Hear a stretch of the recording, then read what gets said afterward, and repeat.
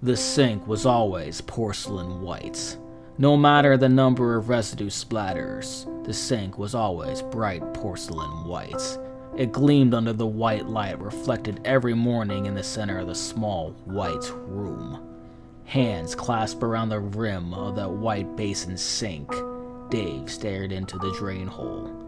His eyes hung low in a sleepy daze, fixated on the drain.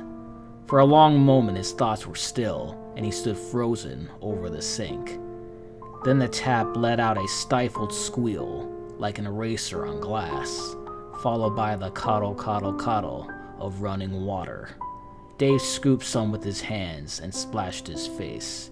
Beads of water made trails down his skin until they reached his chin, then recited a pattern: cling, swell, drop.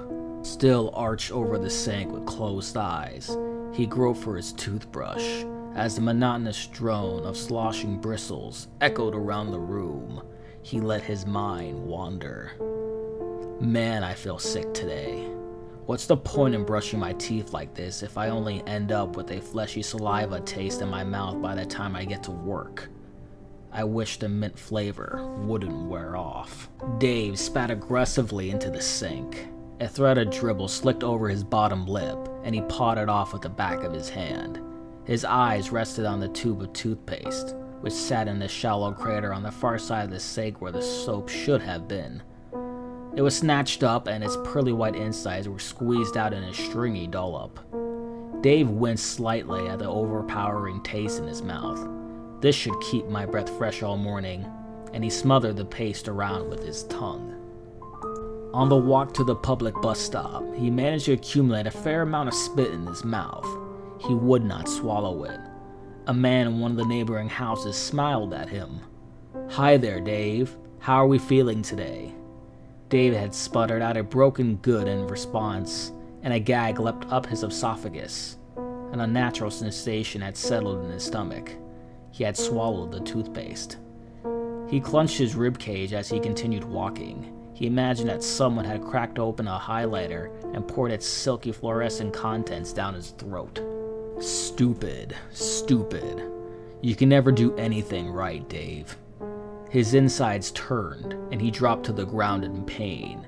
The toothpaste solution burned coldly in his guts, like liquid butterflies. Bright, white, liquid fluttering butterflies. The neighbor, who was blurred in Dave's vision, had scrambled to help Dave up. Stupid, stupid, stupid. Two men adorned with white coats supported Dave on either side, escorting patient number 133 to the medical center. He heard amongst muffled static. Dave thought back to the white bathroom, the porcelain white basin sink. Powerful light filtered into his vision until the white encompassed every shape in sight, and he could no longer see. "Yes, ma'am. This is the third issue this week we've had with David and that particular disorder." "No, I'm sorry. We don't see him recovering anytime soon. You can always visit. Around 8 is when he leaves for work." "Yes, anytime after then will be perfectly fine."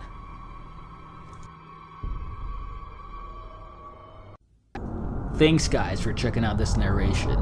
You can like along with commenting. How crazy was that ending? Did you suspect someone was doing this to him? You can also check out my playlist of scary stories I've read, from true to original stories that I've written, even creepypastas like this one. If you'd like for me to read any of your stories, true or otherwise, please email me at danscares@gmail.com. Until next time, sleep tight.